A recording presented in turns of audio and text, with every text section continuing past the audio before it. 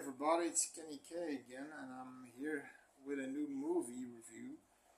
I'm actually doing lately a lot of movies from slasher movies and horror movies from the 80s, and now I'm going to 81, and I'll may make a playlist which is probably easier for you guys. And I'll probably do some re-reviews because when I started this whole channel, certainly in the beginning phase, everything I was a little bit jittery. Did my reviews were, I was nervous, but now I'm myself. When I say something doesn't. Something that frustrates me, I'm saying get the fuck away. That's simply what it is. But I wanted to do this for a long time, going year per year, but not seeing every movie, like the baddest of the baddest bunch, the unseenable, really unseenable movies. Now, today I wanted to talk about Bloody Birthday, okay, directed by Ed Hunt. Now, this movie is about killer kids. Now, that alone was back then that was unheard of. That was, that was, you couldn't do that. They probably got a lot of backlash for making a slasher movie, and the slashers are 3 kids, and especially that because there's some gore and you got about 2-3 scenes of gratuitous nudity, boob shots, and where the kids are involved with. So you got that movie was pretty edgy, pretty ballsy, and if I remember, in every horror movie, kids were a no-no. You never can touch kids. You couldn't kill kids. That was like a code, right? So eventually, summer of '84, which is it looks like a ripoff from Stranger Things. It does. Wait a second. I'm gonna take my coffee mug because my dog is sitting on my chair and he's gonna fall, and I'm gonna get in trouble with the wifey. Yeah. So yeah. Then it's gonna be my bloody birthday. So no. But the summer of '84, which has that font of the Stranger Things font, the 80s font. The movie has that too, and also has those kids investigating a serial killer that's possibly their neighbor, who's a cop, and they find out he's a killer. He flees. He eventually nabs one of the 2 kids that were investigating, and you have this scene in there when this guy just slices one of the kids' throats, and you think, whoa, what the fuck? Because I was thinking that movie was okay, but then what the fuck? That was so fucked up, and after that it made it more fucked up that he was gonna, it's a review for another time. Yeah, but after that, it did it too. You know, with Georgie. You know, with when it rips off his arm, you see his arm being ripped off, and now I don't know.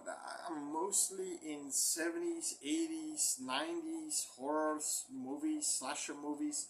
Is there a slasher movie particular about kids being the slashers?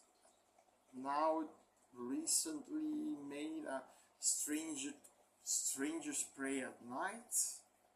Is that with a kid? Who will rip your fucking belly button to sternum and pull your guts out? I'm not sure. I'm not sure. But this movie, I mean, this was a ballsy movie back then. So the movie basically begins with three women giving birth to two boys and a girl, and when this happens, a solar eclipse happens, and the astrology.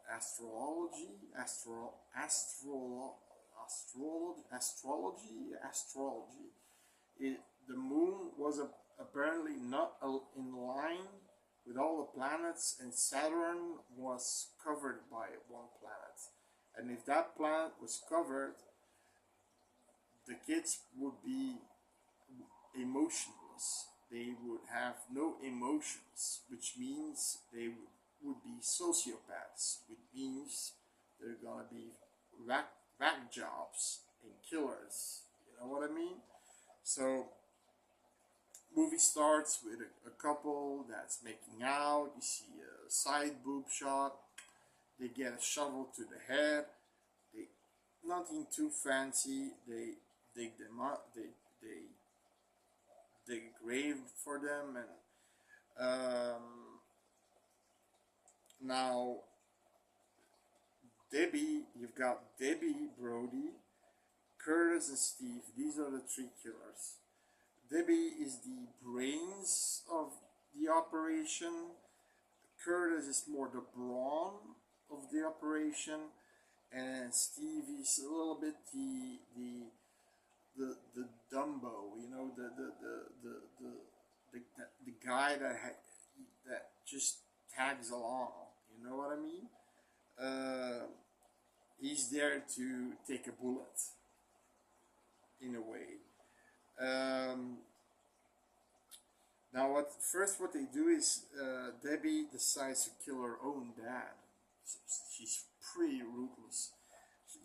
She puts a skateboard on a stair. She calls her dad. He falls, and then these three kids decide to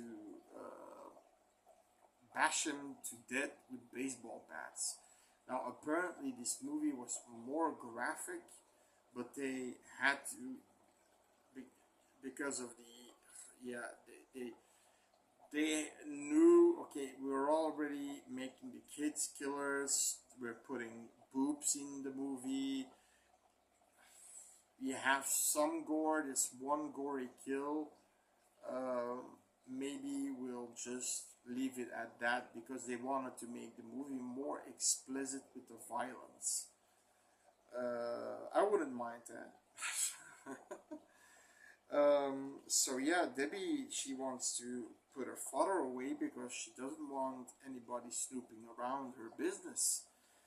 And then, she made a glory hole to boys pay her to watch her sister Beverly dancing in nude with her boobs, swinging her boobs like that, and she's getting paid in quarters, and it's like, if you want $1 for a wang job. So, I mean, okay, that's a lucrative business for her little sister. Look at the lucrative girl, the business girl. But But there's this other little young adult named Joyce Russell and her brother Timmy Russell, and Timmy Russell is sort of targeted by these three kids. At one point, they try to put him in a like a refrigerator in a dump, and he can get out. He can't get out. It's hot. There's no air. There's no air. He eventually makes it. He gets out of there, but then at school he's coming right after because Curtis did that. He goes right to Curtis and clocks him one. He punches him in the gut. He starts to pummel him UFC style. Here you go, you fuck. He didn't say you're fucking, but here you go, you stupid turkey.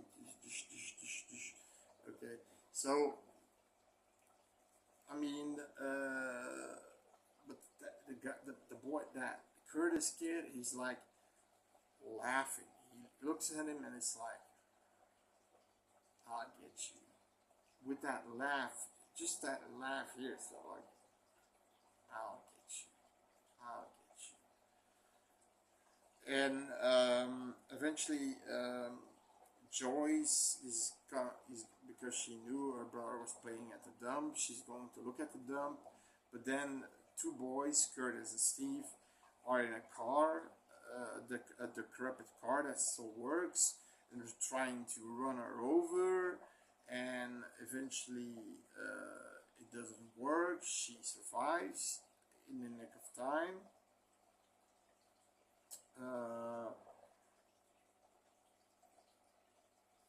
Then there is this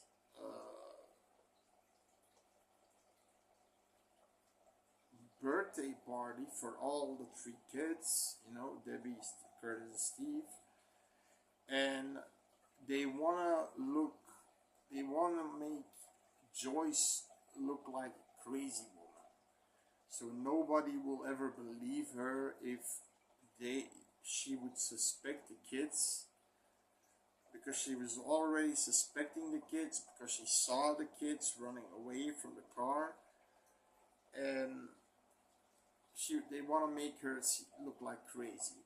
So he goes to the kitchen and he starts putting cream, you know, on the cakes, but he found a barrel, a canister of rat poison, and at some point Joyce comes in the kitchen and she says, "What are you doing with these cakes? You're completely ruining them, you know, you idiot."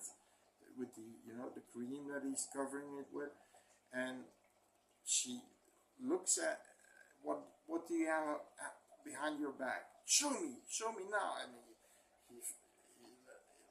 he lets it fall, and it's rat poison. She immediately goes to the crowd and says, "Nobody eat the cake, nobody eat the cake. Stop," because he used rat poison. Curtis used rat poison for the dressing on the cake. And then the father of Curtis says, "Ridiculous." He takes a half, and she said, "No." And then Curtis takes a scoop, and he did it on purpose. And she knows this. "You did this on purpose, you little freak." And she says, "Prove it." Like, "Prove it, bitch." It's like, okay. I mean, like I said, Curtis is this little,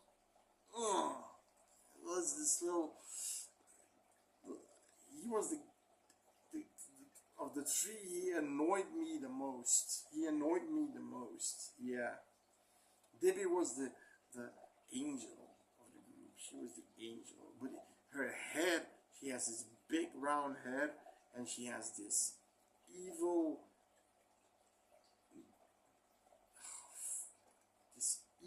face over her. I mean, Lee from Drumdums, also a really good reviewer. You should check him out. Lee from Drumdums is his channel. He reviews a lot of horror movies in general, and he also said that that girl, you know, he did the review of Bloody Birthday, that that girl looks sinister in her face, and I agree because she's also in X-Ray or Hospital Massacre, also in I think in '81 slasher movie with Benton, yeah, that the ex-wife of Hugh Hefner, um, which is an okay slasher movie, a fun slasher movie, and she starts in the movie and you see her taking this giant knife and she's going and you think she's gonna kill the little boy. No, she's just cutting the cake, but it looks creepy with that giant knife. She's go yeah, we don't see there a cake lying there, you know. It's a creepy girl, Debbie Brody. She's creepy. um, Eventually Curtis, you know, he tries to kill Timmy so bad. At some point, he uh, tries to they bum rush him and they try to strangle him with a hose, you know, water hose, and the sister comes out and she sees the sprinkle moving and she goes to the back and Debbie's like, help, help, help, they're trying to kill him, they're trying to hurt him. And she immediately takes Curtis, what are you doing, you brat, you wanted to kill him, right? And he says, back off or you're going to jail for hurting a minor. Like this, he knows, like, he's this little kid you want to punch in the fucking nuts. And he talks like this for his entire lifetime. Bam! Fucking nuts. Give him a soprano. Soprano!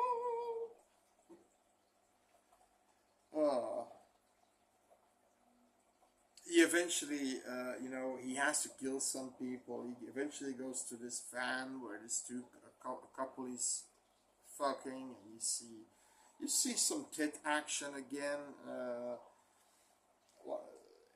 He eventually opens the back door, shoots the guy in the head, and shoots the girl. We don't see the girl getting killed, but he shoots her like 4 times with a smirk on his face.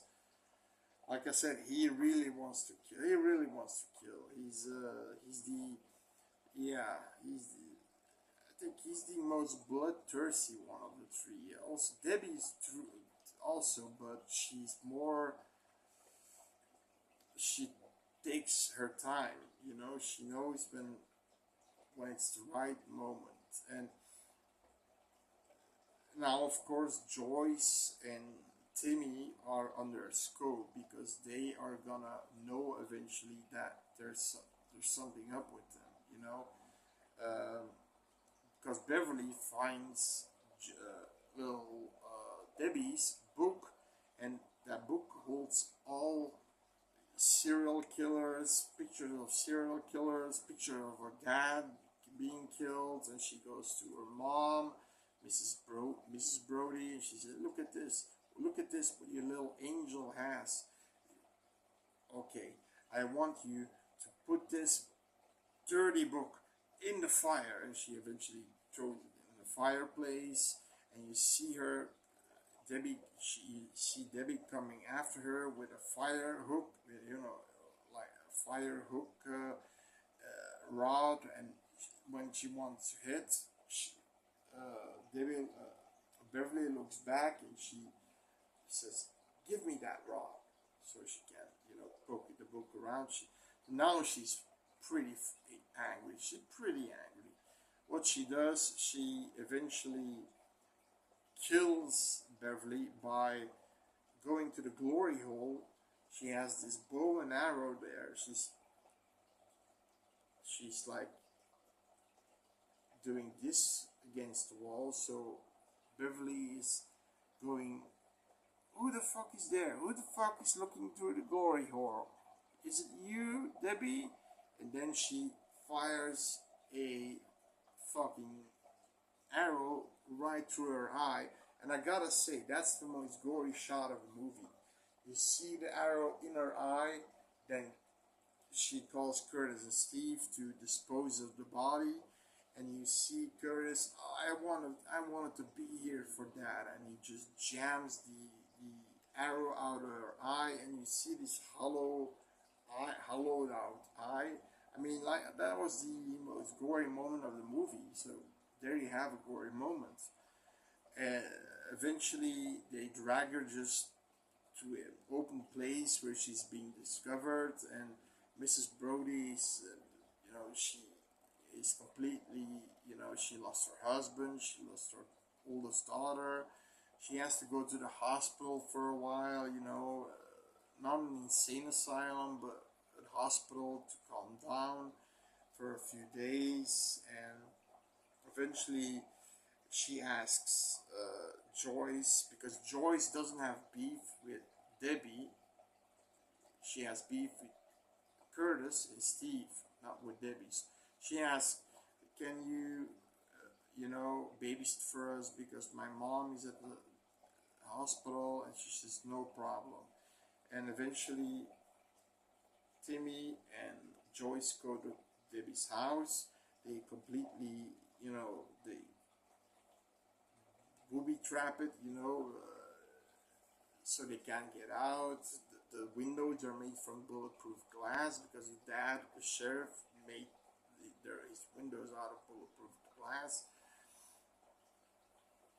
Um, the phones are cut. Everything is cut. So what happens is, at some point, she's sitting in the chair with the headphones on, and Timmy is reading a comic book.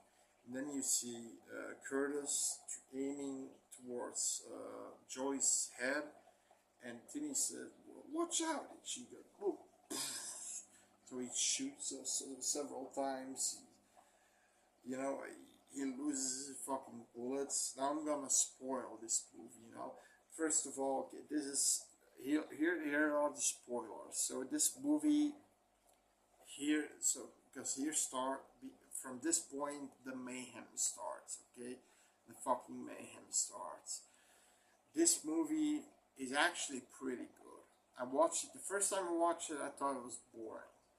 I gotta admit, because the kills were dull.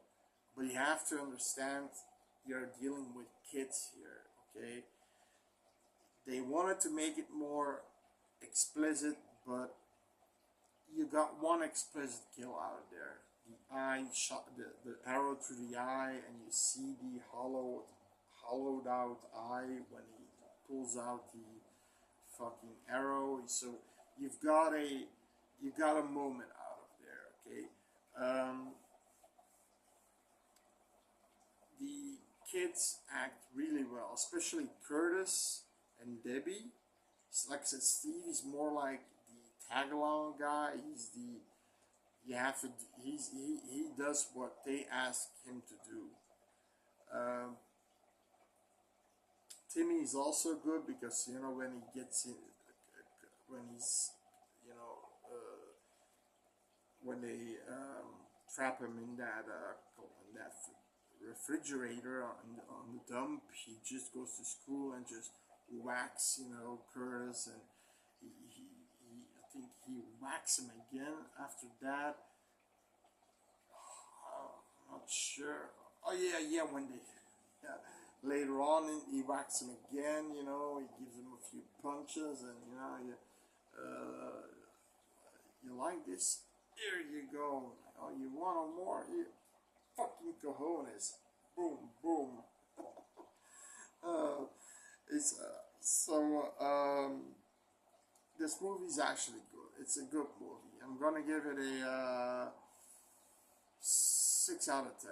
Yeah, I'm gonna give it a 6 out of 10. I don't work with 5.7 out of 10s. I always work with halves, so 5.5. So I want to give it a little less than 6, but just say 6 out of 10. It's a fun movie. It's a special movie. You never seen that I never seen that ever would kill her kids, and they never made it again because I don't think it made a lot of money because there were a lot of people who criticized that movie because of the violence with kids and then the gratuitous nudity that's involved and all the blah blah blah blah all those the moms, the house mothers, the Karens that just were fucking things up. But okay, so what happens here is they fight. Okay, so they do everything they can to kill Joyce and Timmy. Okay, Steve is has a butcher's knife, and Debbie comes out of her closet. She tries to strangle Joyce, but then Tim, Timmy takes the rope away, and then when Steve comes in the room, he in Beverly's old room, they threw water. I thought she had this big bowl of water. I think we were goldfishing. There was goldfishing at some point. But I thought they're gonna break it on his head. No, they just splash the water in his face. They take him to the ground and they put him in this giant suitcase and lock it up. And then the other Curtis is shooting his gun off. Has no bullets anymore. It's like, oh shit. Then you see Timmy, like I said, you see Timmy going at him like, you stupid, you motherfucker piece of shit. You're fucking cojones, you fucking piece of shit. And then he gives him a few good punches in there, some good kicks in there, and then he ties him down. And eventually Debbie runs away. Her mom comes home, and she says to her mom, Steve and Curtis did something really bad, and they're gonna blame it. They're gonna blame me for it too, and I didn't have anything to do with that. And you see the police coming, and her mom decides to do a U-turn, drive away to basically go on the lam with Debbie. So what happens is Steve and Curtis they're gonna get incarcerated, and then you see Curtis having that one last laugh that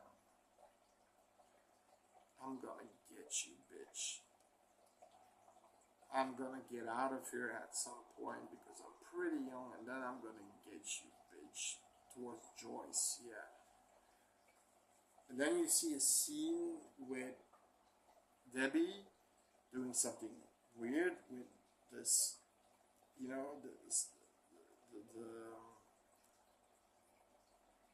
to lift the car to put a new tire on, that thing there.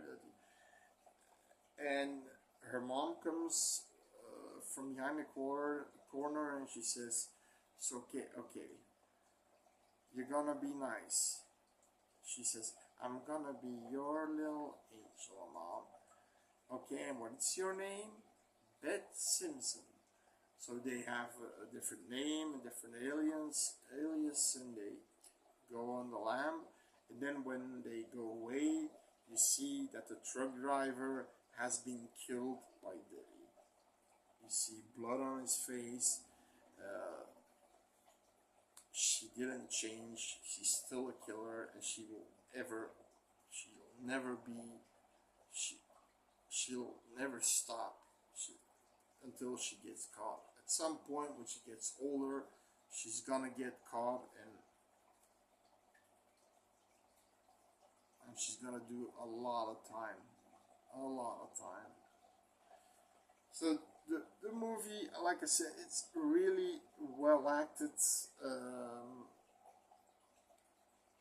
With these three kids, especially Curtis and Debbie. Although had, I really wanted Curtis to he when he got punched and kicked by Timmy.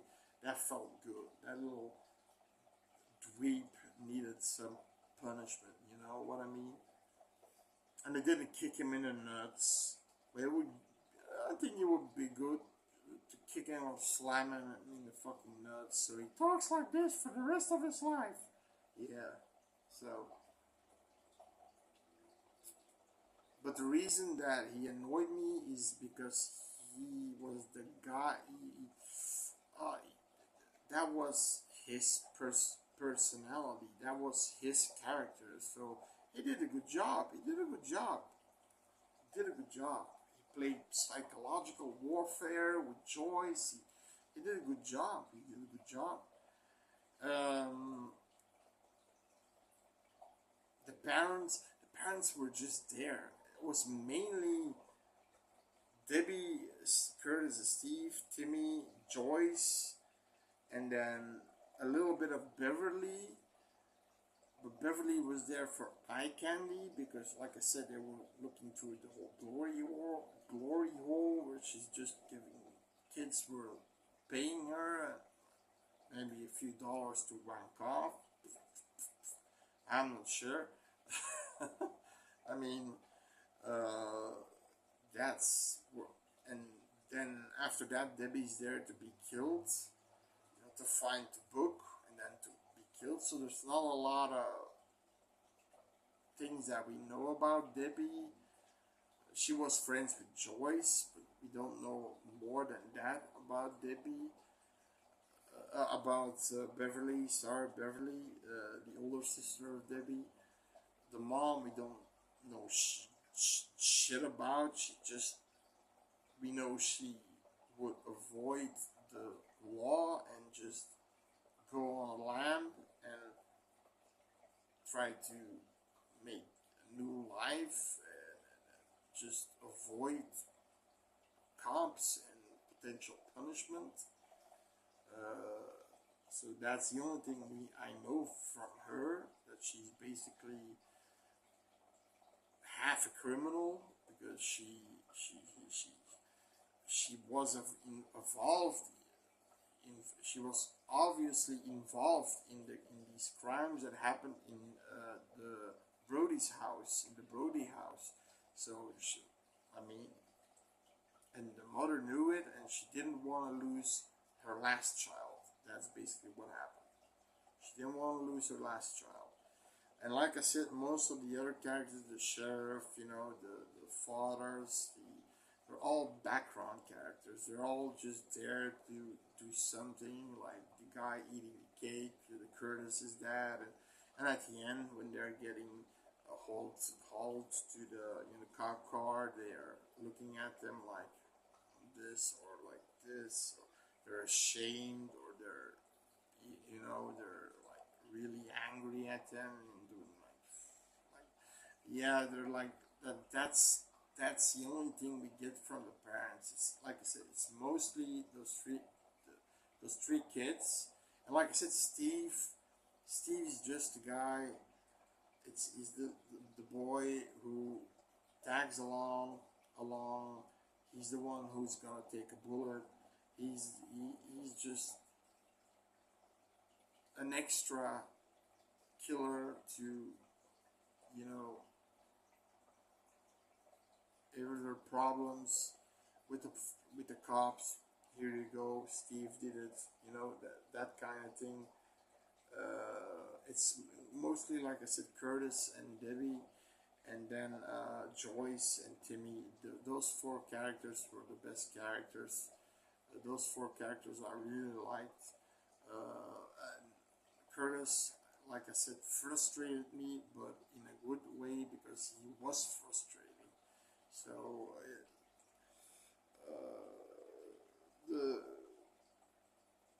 there's not a lot of gore, of course. Like he said, he he wanted to have a version with a lot of gore, a lot more gore, more explicit scenes, but eventually that didn't happen. You have one gory scene, the arrow through the face, and the guy who they be killed at the end, his face is all mushed in. I think she fucked him over with a tire iron, you know, in his face, hitting him several times. So you gotta, so the gore isn't whoa, but there's still a little bit of gore in there, so you can. He knew to put at the right time, at the right moment, some gore, you know, with the sister, and then with the mechanic at the end. He wasn't shy of showing boobs. That's for sure. He wasn't shy. At least in two scenes and three scenes. The beginning scene, I believe the beginning scene, then the scene with the couple in the van, and then the sister who's dancing her boobs naked, and you can see for a long ass time, and she Debbie's getting fucking paid for looking through the Google. It wouldn't surprise me either. A little penis would poke through. Jesus Christ. But yeah, it's a good movie. I'll give it a 6. Yeah, go give it a watch. Bloody Bertie, 1981. Scratch that one from your list, your slasher list, and I'll see you next time with another movie. Subscribe for our mini horror community. See you next time. Bye.